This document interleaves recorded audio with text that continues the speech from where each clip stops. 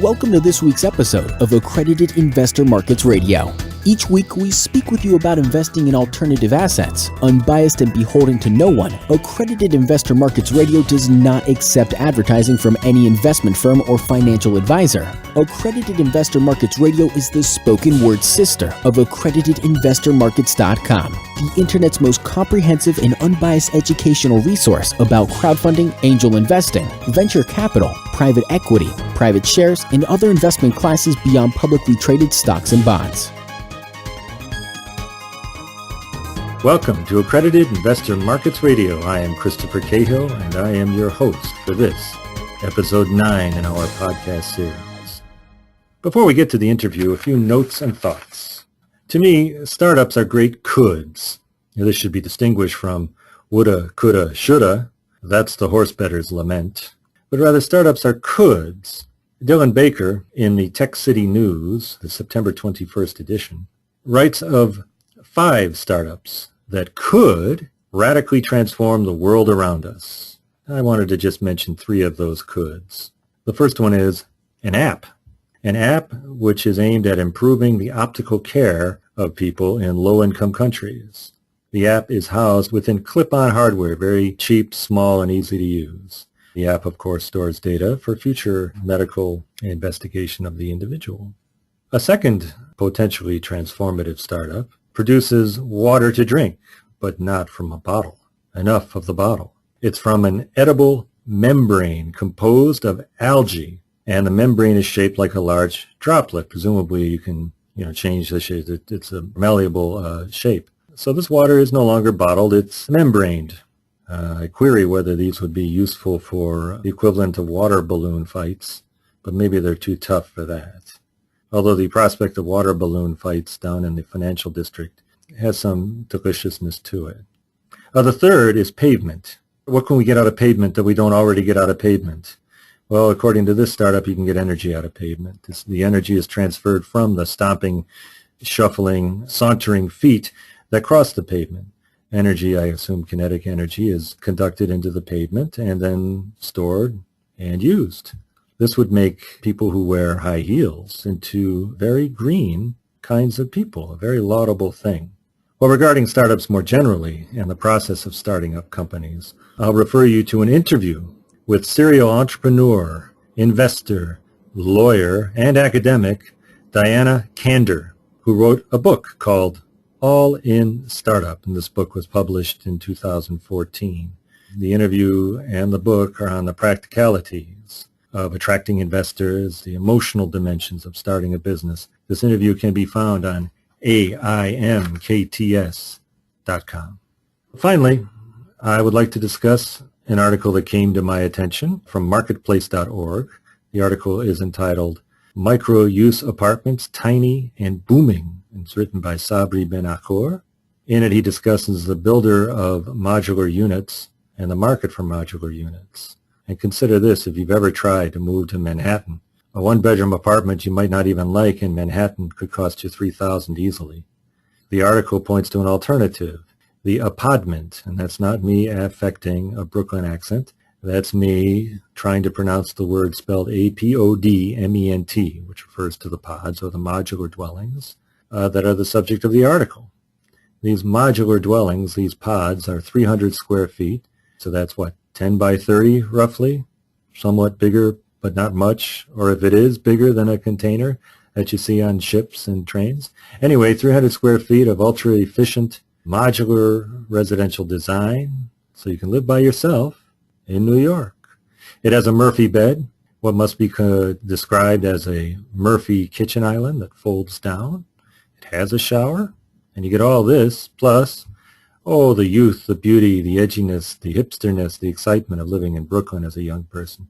All that for half the cost monthly of that $3,000 undesirable or semi-desirable apartment in Manhattan.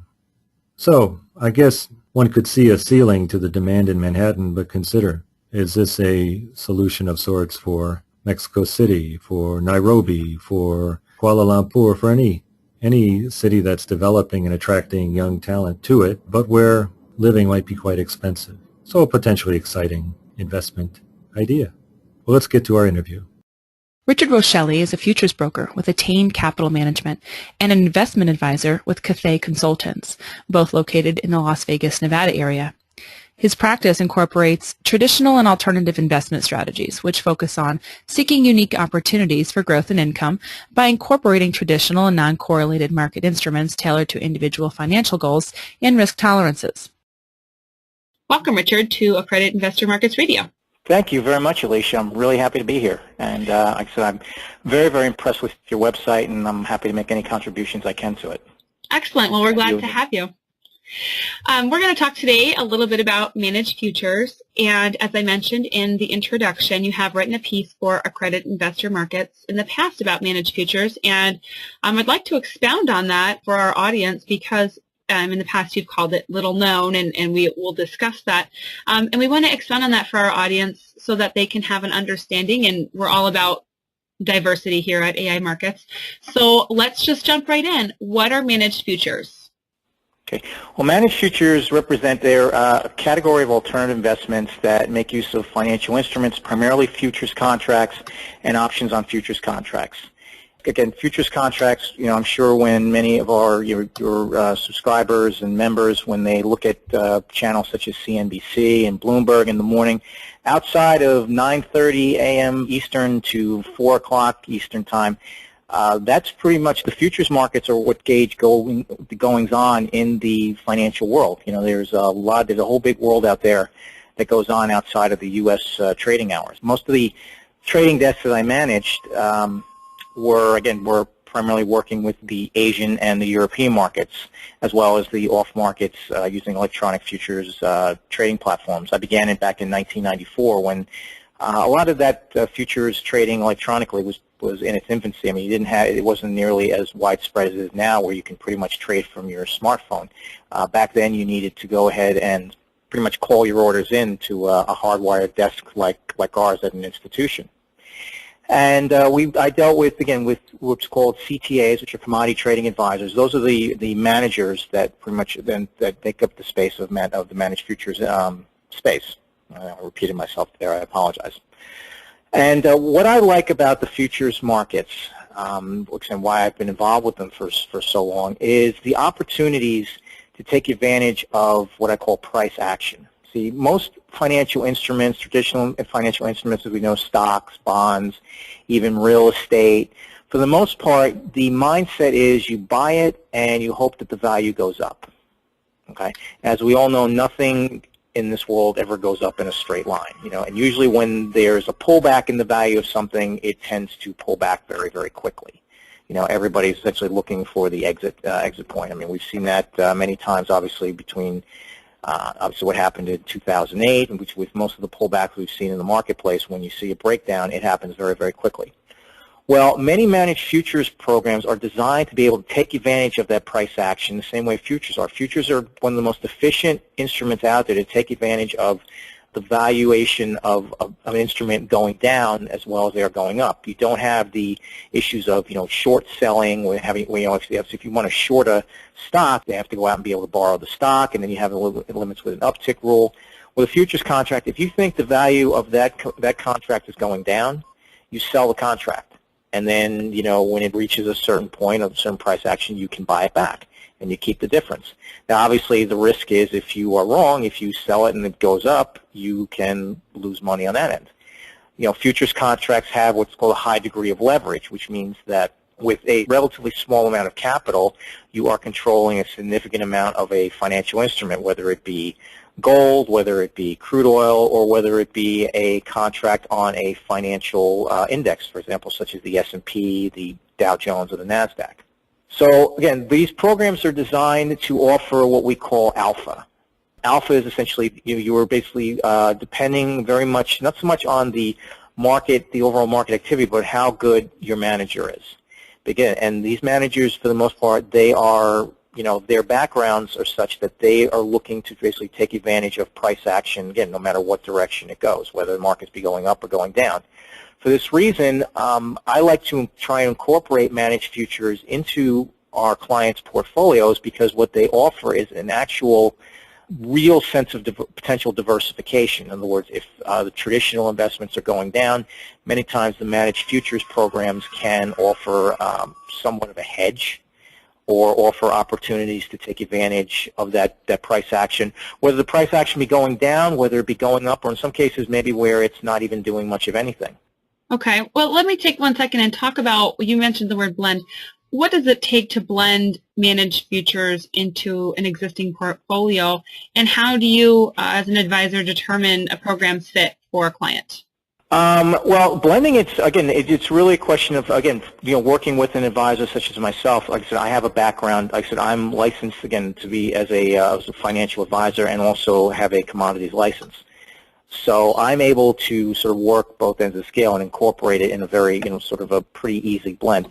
In terms of blending, really what you do is you need to do an examination of a client's financial goals, what their risk tolerances are, and really be able to communicate the benefits of real diversification. I mean, diversification, as you know, obviously, being in the alternative investment space does not mean buying a bunch of ETFs, that trade different stocks or to trade different bonds. It's not just merely, well, my diversification, I have stocks and I have bonds. Like, that's not real diversification, because in many cases they are going to move in the same direction. They're both to the same potential headwinds, potential tailwinds. So I try and find, when I'm actually doing an examination, I look for programs, several criteria. One, I look for programs that are, established. I don't look for the flavor of the month. Okay. I also look at what's called the drawdown, which is basically what's the worst drawdown that this particular manager has ever had, and how long did it last. Now, all this information is spelled out very, very clearly in what's called the disclosure documents. All this is broken, as well as most of the readings that you'll see on, like I said, many of the websites that track CTAs. For example, like Barclays and Autumn Gold, those are two of them, two examples of websites that track the performance of many managed futures CTAs. The other thing, too, is with the confidence that you can have in many times with the futures program is the fact that it's traded on an exchange.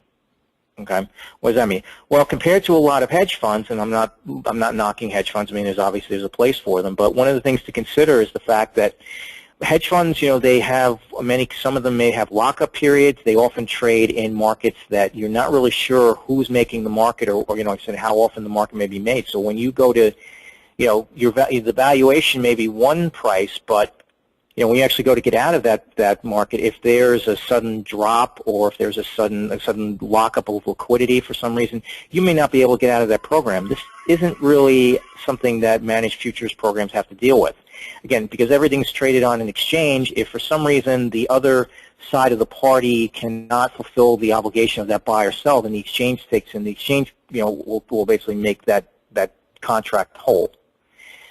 So getting back to how, again, so I look for, again, what's the worst drawdown, the overall performance of the fund, again, the length of time. I look into the backgrounds of the managers themselves.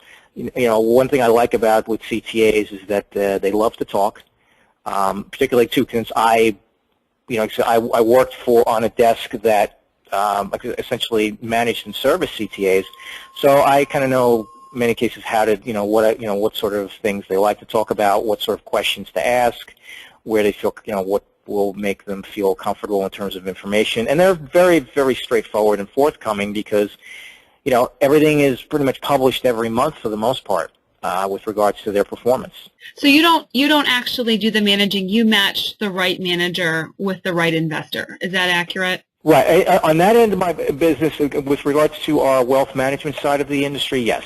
My goal is, again, is to work with someone, again, with their, ideally, having access to their entire portfolio, again, after speaking with them about what their financial goals are, and then I'll match them up with the program. Because quite honestly, and this is for people that want to trade futures, which I can support that as well, support that service as well. But because of the fact that futures are 24 hours, you can't really, you can't be staring at a screen for 24 hours if you're a trader. And if you're going to be having your portfolio be managed that way, you want to be able to take advantage of opportunities that could take place at 3 o'clock in the morning Eastern time, or 6 o'clock in the evening, something along those lines. Managed futures programs, they are essentially, it's a fund. It's managed like a fund. In many cases, they'll either have multiple shifts. They'll have somebody who's monitoring the markets during the overnights, looking for opportunities in futures markets across the globe. Or they'll have, an institutional desk that will be watching their orders for them. If something were to come up, they can communicate with them, pretty quickly and take whatever steps are necessary. What's nice about these programs is the fact that you potentially run less of a risk of having a major gap in, in your portfolio value because something happened in the overnight. As we all know, this happens less with ETFs. With ETFs, for example, during the off hours when the stock market isn't open, if you're looking at an equity ETF, the liquidity tends to be pretty low. So if something were to happen, major were to happen in Japan, for example, or in Europe, if there was a sudden rate change somewhere on the European Central Bank, you've got a potential major market gap that's going to happen on the open that your portfolio is going to have to deal with. Now, with managed futures portfolio, because futures trade nearly 24 hours a day, you can actively manage that and basically potentially find some opportunities, as well as dealing with the risk that's happening in the portfolio without having to start from a huge gap right on the open of the regular trading session in traditional investments. Okay. Well, that gives me a clearer picture. I wasn't actually sure where your role was in that. I want to switch topics for a sec and go back to something a little earlier you mentioned about how managed futures offer exposure to international financial and non-financial asset sectors. Can you give us some examples of some non-financial assets? You were explaining kind of the financial side. What are some non-financial assets? And I know you covered some of this already in your article for Accredited Investor Markets on managed futures. Right. If you would expound on that and talk to our audience about the advantage of having access to these markets. Sure. Well, the categories that are out there are essentially, in many cases, are commodities, which are, examples are agriculturals, which is, things like corn, wheat, soybeans, things that people eat or use for, service industries every day. Obviously, we know basically that soybeans are, permeable in just about every type of many different types of products. Corn is used as a, obvious as a food source and energy source. So going along with that, you also have energies, crude oil, heating oil, unleaded gasoline, and natural gas. You have what's called the softs, which are considered to be coffee, sugar, and cocoa, again, more foodstuffs. Meats, cattle, live hogs, things of that nature. Again, what these offer potentially is, again, one is non-correlation in many cases to traditional markets. Now, it's not to say that in some cases, as these sectors, as the overall managed futures sector has become more popular, there's probably been a little, in some cases, there has been a bit of more of a correlation built in. For example, obviously energy prices, around the world as we go into more global market, energy prices in many cases are following along with how the equity markets work. But again, what's the advantage? The advantage is that based on, a manager's analysis, you can look to take advantage of strategies, whether the prices of these are going up or going down. The other thing that's a benefit with regards to these non-correlated assets is the fact that you have no chance, pretty much. I mean, I guess there's a chance per se, but commodities can't go to zero. They are more driven by the basics of supply and demand. For example, now in theory, obviously we've seen, what happened to Bear Stearns, what happened to Washington Mutual. Essentially, a stock, an equity can go to zero, and for reasons that nobody can see coming. Okay, price action. Again, there's two types of schools of thought with regards to trading. There's fundamental and there's technical. Okay, fundamental is basically would be news events, outside events, which can affect the thought process of the belief on supply and demand of a particular market. And you can have differences. I mean, you can oftentimes have speculation that, for example, the price of crude oil is going to go up, but unleaded gasoline, for whatever reason, might go down. So you can get all different types of combinations, correlations, non-correlations, even within the sectors themselves. And again, this is what the managers, in many cases, will look for and look to take advantage of those opportunities. Well, given the flexibility and diversity of managed futures, in your piece for AIMkts, you actually called them little known. I mean, given all that you're doing, why do you think that managed futures are so relatively unknown in sort of the broader alternatives market? I think part of it has to do with the fact that traditional advisors don't really understand in many cases, how the futures markets work, or they automatically assign a higher degree of risk to it. Now, I don't know if that could be the fact that again, most of them aren't licensed, so they simply cannot carry, they can't offer those products unless they work through another broker. So that might be part of the case. It's also been, in many cases, for the longest time, the programs were limited in many cases with regards, they had relatively high minimums for the most part, and that had to do again with the the managers that were involved in the space. Now, as we've seen growth, for example, in the ETF markets, one of the benefits of that is obviously costs have come down. Well, the same thing with regards to the entry into the managed future space. Minimums are no longer, 6 figures, 7 figures in some cases. It's not limited to, pension funds. I mean, many of them still participate in the space in that measure. But there are many programs now that the average, I would say, the average, investor with an average to maybe sort of higher net worth portfolio can access. I mean, there are very good programs out there with minimums of between $5,000 and $10,000 to start, and I've seen them perform very, very well. So I think that's part of the reason why it's a lot of, and it's also what's also happened now too, is that you're seeing some of the traditional investment houses, because they've been watching the markets go up for the last number of years, and then they saw obviously the pullback and the scare that they had in 2008. What you're seeing now is they've tried to basically develop their own types of products. You have these managed futures mutual funds. So the markets look to go ahead and promote those. And there are some advantages and I think some significant challenges that those types of products represent. My thought process is, if I'm going to go into the managed future space, or I'm looking at that managed future space, you're better off with an actual managed futures product, primarily because of the levels of fees that are involved with it are quite stringent. Like I said, managed futures, you'll have a management fee and a performance fee, and maybe, like I said, in some cases there will be a fee with regard, like a one-time fee, in many cases, that the introducing broker will offer. That's it. Well, we know about the private equity or venture capital 2 and 20, sort of the classic breakdown with the carry and all that. Can you compare them as far as people who are more familiar with the more, I guess I could use the word, traditional alternative type of fees, and who, frankly, tend to complain about them and maybe discourse on whether they are or not deserved, et cetera.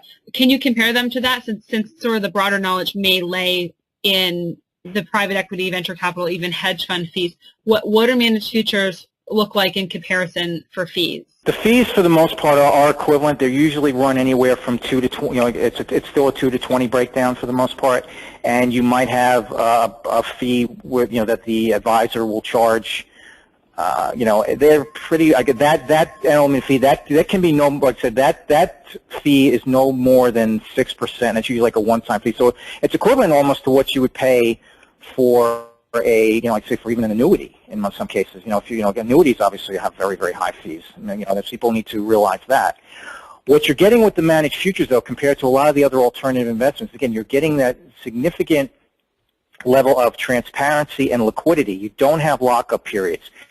Your account you can almost track in a real-time format. In many cases, which you don't get that with a lot of the private equity, and you don't have a lockup period. I mean, I would consider a managed futures program to be more of a long-term. It should be considered a longer-term investment.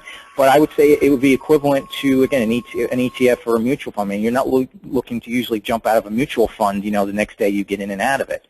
If you're looking to take that type of attitude with regards to futures, then you're actually better off, actually going and opening up your own futures account and learning to trade it yourself, which, by the way, I can help you out with that as well.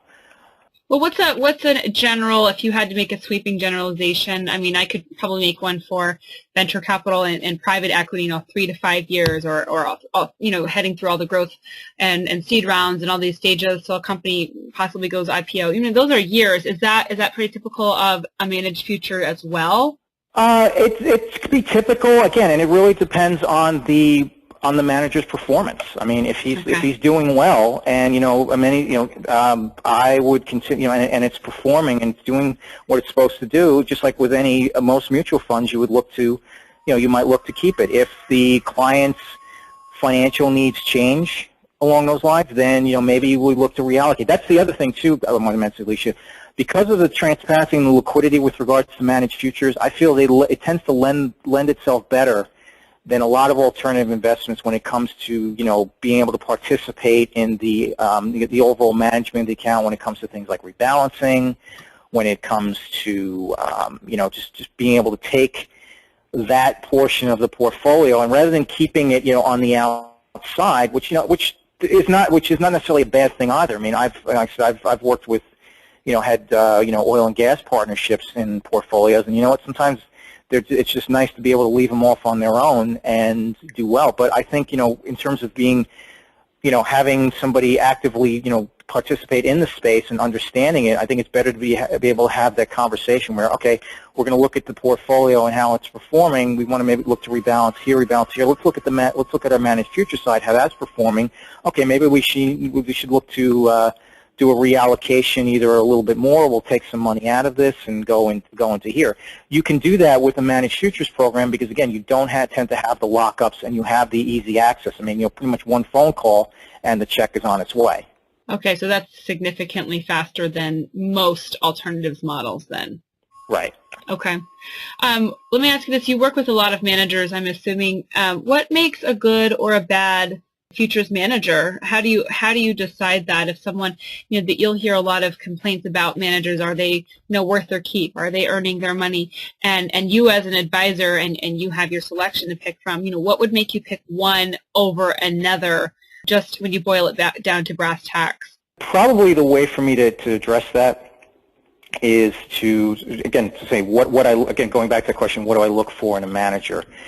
A good manager is one, I feel, for example, that is, he focuses on, basically actively, managing the account and managing the funds in such a way that he's not going to be too tied into a particular system. I'm a believer. I prefer, when I'm looking at them, I look more for what's called discretionary managers versus systematic. And I'll explain to you. Systematic system is what essentially you hear, like a black box method, that they, the computer, reads the markets, reads the price data, and spits out where you're supposed to buy, where you're supposed to sell, and all that.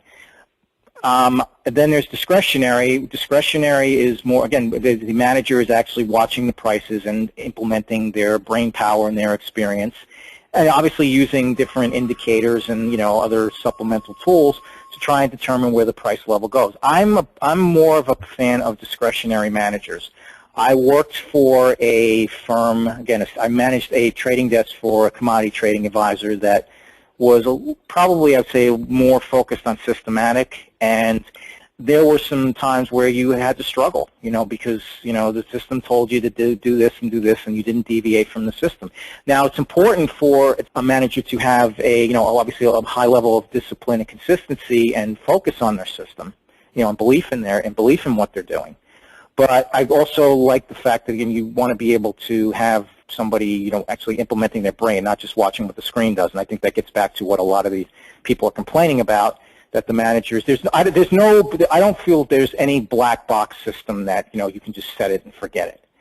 That's also not what you're paying for here. With alternatives, you're basically, you should be, focused or relying on the manager's abilities as a, basically to look at the markets, monitor what's going on, and look for opportunities. I mean, that's what you're paying for. Now, sometimes, are people going to be, more successful than others? That's absolutely. That's why, again, I try and look again at what their overall performance has been, the background of the manager. Somebody who's been sitting in a computer room their whole life, I would be I mean, if they were part of a group that was managing it, that'd be okay. But I also want people. I would like people to have a little bit more of a diverse background. Obviously, manager to be well educated, but also have some real hands-on experience, particularly in the futures markets, either working on the floor or working in a firm, something along those lines. Not just selling, but may actually have some real trading experience through multiple through different financial and essentially periods. When markets were heading up, when markets were heading down. Okay. Well, let me give you a hypothetical for a second. Let's say I'm an accredited investor. I'm a type A personality. I like to know what everybody's doing, where my money's going, and I'm constantly calling you with questions. You're my advisor, and I've gone into managed futures at your advice. But I always want to know what's going on with my money, where is it going? And different alternatives do offer that. Is managed futures a good fit for me if I'm constantly worried about what's happening? I want to say in what goes on. Is that a fit for me, or do I just am asking for too much control? When you open up a managed futures account, you are giving the CTA, discretion over the account. Basically, you don't have a say in like what the trader is going to do. But at the same time, if you're a type A personality like that, I mean, I can pretty much, I can communicate with the, he might get, depending on how often I have to do it, I can discuss with that manager, what type of strategies he's looking to implement and keep the client abreast of that. If you're such a type A personality that you basically, you want to know like every single trade that the person's doing, well, you can look on your confirms and see where everything is pretty much at, which again, you can't really do that with a lot of alternatives. You don't know where the pricing is on a moment-by-moment basis. I mean, if need be, we could probably set a client up with almost a real-time look at the positions that they're in and see what the valuation is. And if you say, well, what's your strategy for getting in or getting out? I mean, I could have a discussion about that, but obviously it's the discretion of the manager. He or she may decide to take a different track with regards to what something that they're seeing developing in the marketplace itself. Okay, well that actually feeds right into your comment from earlier about transparency. And what I was essentially getting at was that certain types of investing, like a venture capital or even angel investing, and there are various levels of control that an investor has, where they might oversee a project or something like that, or offer advice. Managed futures aren't like that, but the transparency is a big trade-off, where you can track everything, you can see everything, you always know where your money's going and what it's doing. Is that accurate? Right. Okay. Right, that's pretty close. I mean, we can see it. Pretty much, you can follow that through. And again, if you need something changed, or if you want to, either add more to it or take out less from it, again, it's a way to access. And again, not too many people I know can stay up 24 hours a day, 7 days a week to be able to monitor 150 global markets around the world all the time. I would much rather, if I'm going to do that, I'd much rather pay somebody to do it. Yeah, well, that makes sense. That makes sense. Let me round home with this question with you. I'm an accredited investor. I've dabbled in some, maybe I own some real estate, or I've invested through a fund in the past, and I've talked to you a little bit with managing my wealth. We're talking managed futures. What would be the first steps to get a completely uninitiated accredited investor into managed futures? How's the best way to proceed with that? Is from start to finish? I mean, from the conversation through writing the check. Okay. Well, the conversation would be: are you interested? Like I said, as we're going through, it's well, what sort of investments that you have. Usually, looking for anywhere from 10 to 25% of a portfolio, is our belief, should look to be in what's called obviously non-correlated assets. It's basically something that has a different beta from, from stocks and bonds. Okay, so we start that conversation. Well, what about real estate? Yeah, well, with real estate, you buy real estate, and that works out very well. But what happens if the value of the house goes down, or if you're renting properties out? What happens if your tenants leave? You don't have money with there. Okay. If something happens and you need to get out of the house, I mean, can you just go right immediately and sell it and expect that you're going to get a check within the next 3 or 4 days? Probably not. Right. Again, it's a non-liquid. What I think what a lot of people figured out in 2008 that real estate is not necessarily the most liquid of investments. Also, you have to worry about the valuation of what's going on in the housing around you. So again, a lot of these alternative investments now, obviously, then you get, well, what about hedge funds? Okay, well, hedge funds, again, I've got hedge funds be able to take advantage of markets where they're heading up or heading down. But a lot of hedge funds, again, they are going to be trading in what's called basically, secondary markets, or, might be off exchange securities, which, again, you don't really know the valuation of them until somebody goes to sell them. So you can't really track those on a real-time basis. So again, would you like your alternatives to basically be able to take advantage of price action, whether it's going up or going down, and have transparency and have liquidity? Okay, well, you know what, this is something, and therefore this should be a sector that we take a look at. Now, again, what type of products are we basically, what type of instruments are we trading? Well, you know what oil is, right? You know what gold is. Every day, like I said, you drive someplace, you fill your car up with gasoline. These are the type of things that you use.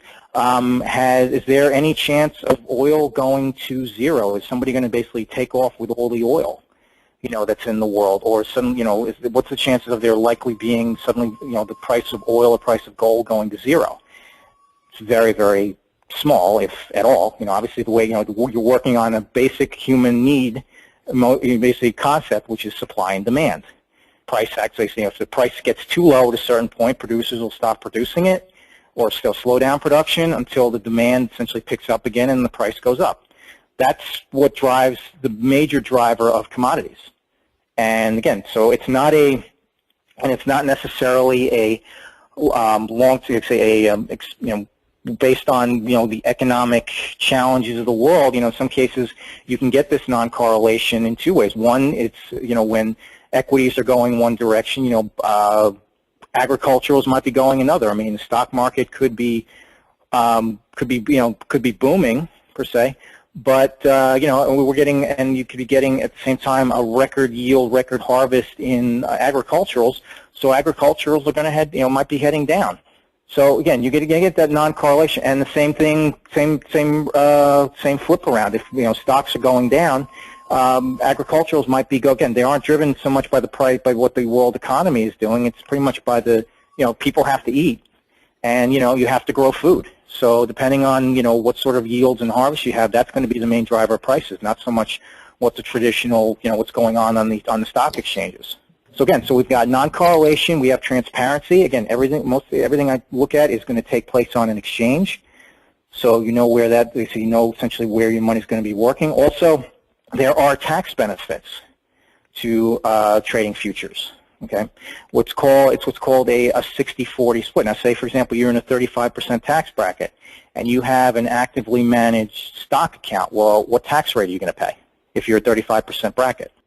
If you're in an actively managed stock account, any buys or sells that take place during the course of that year, you're going to be paying whatever your tax rate is. So if you're in a 35% bracket, you're going to pay 35% on that money, on any gains.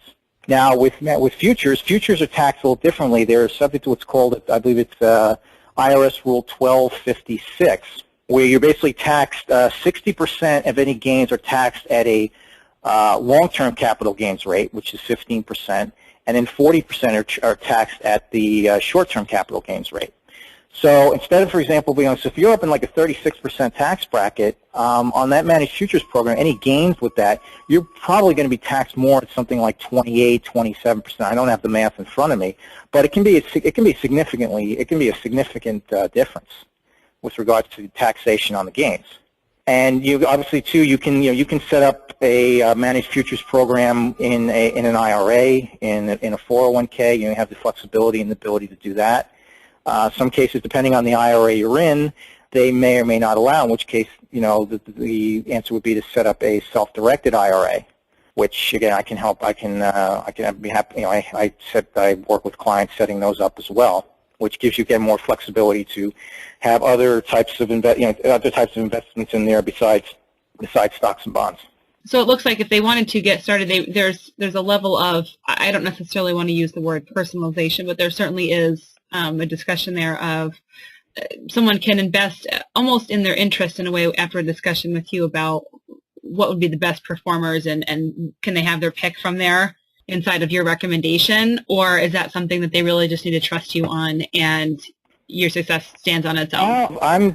My practice and the way I approach financial advisor and financial planning is, I want it to be as much of a collaborative effort as possible. I mean, with the group I work with, we do a lot of education. I teach a day trading class every morning, for example. I work with, I've offered classes, number of classes on, different types of futures trading. I've written articles on, how to execute, the importance of knowing how to execute an order, articles on, what to do, how to begin if you suddenly become a financial caretaker for someone, say a close loved one or something has, suddenly had a major illness or accident or something, and you're called upon to suddenly take care of their financial life, which, is obviously essential. So I try to make it as collaborative as possible, and then obviously, clients want to hear, they want to be involved to, whatever extent they want to be involved with. But, with futures, you have to be, because of, obviously the reputation and the risk, and I just think it's my fiduciary duty that you want to make sure people are comfortable and explain to them, exactly why you're making this recommendation. And if they choose to accept it, then obviously they've given you the trust. If they don't choose to accept it, then we move on to something else, or we'll just make it clear that you choose not to accept my recommendation. Sure. Well, that's actually a great answer to sum that up, and that's kind of what I was looking for. There is a level of trust that needs to be there, but the flexibility that you were mentioning the collaborative actually sounds relatively unique. Right. I feel, again, part of, why I've developed my practice in this way is because I want to so develop that level of trust and to be able to offer the potential to a client that, I don't want people to ever be afraid to look at their financial statement.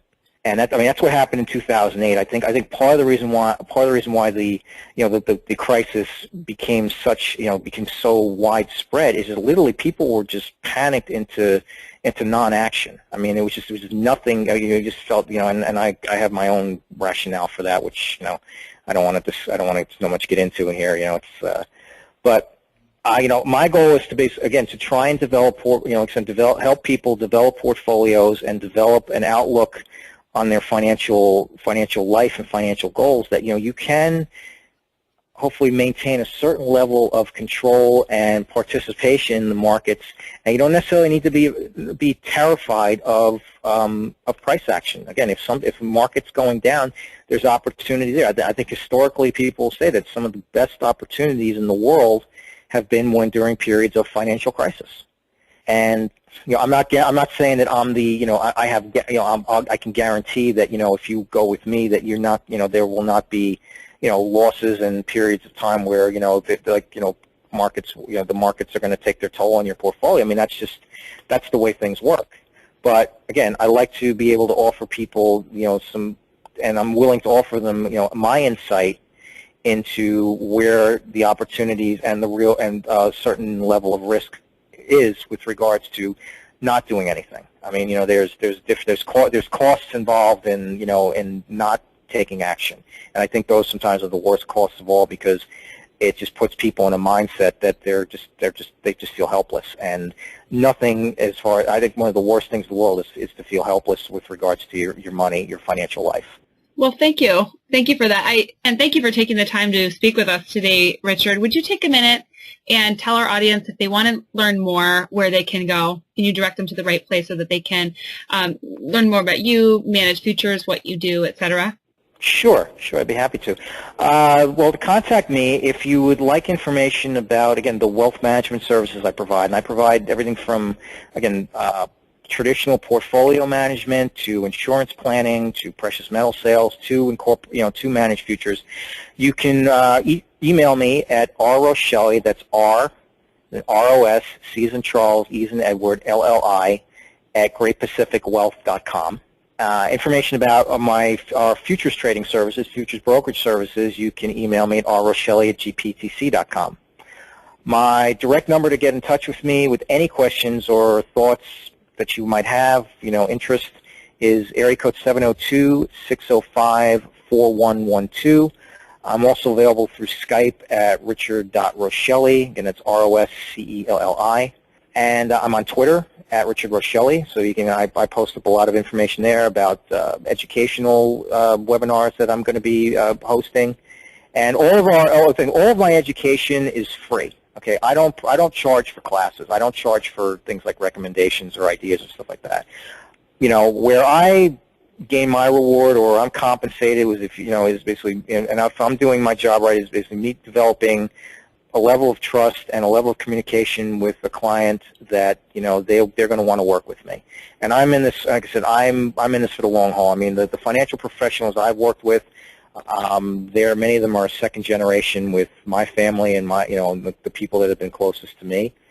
And I feel that that's the commitment you need to have to this industry. It's not just to go in there and make a scalp out and make a quick dollar off somebody. I really don't believe that. When somebody's having a major life change or things going on in their life, you want to be one of the first people. You want to be one of the people as a financial advisor that they are going to feel comfortable turning to.